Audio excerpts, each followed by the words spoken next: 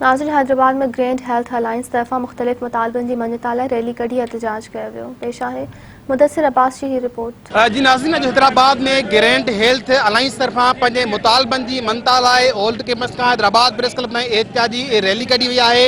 हिन रैली में जेको आहे so doctor, paramedical staff, nurses वॾे तइदाद में शरीक आहिनि। असीं हिन वारे रैली में शरीक जेके अॻवान आहिनि उन सां ॻाल्हि कंदासीं।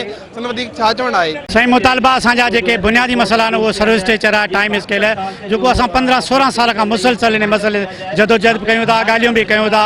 2 सालनि खां असां मुसलसल सेक्रेटरी साहब सां ॻाल्हाईंदा अचूं, मुज़ाकिरा थींदा अचनि, ॻाल्हियूं हलनि पियूं, पर अञा मसलो है असांजे समरियूं जेके हमसे रद्दी है टोकरे में। हमारा जो मुतालबा है वो सिंध गवर्नमेंट से है, सर्विस स्ट्रक्चर, टाइम स्केल, नौकरियों में 20% जो है वो कोटा हमारे पैरामेडिकल स्टाफ को दिया जाए, हमारा कोविड अलाउंस जो है वो मुस्तकिल किया जाए। असां GHA जी कॉल ते अॼु प्रेस क्लब ते मौजूद आहियूं।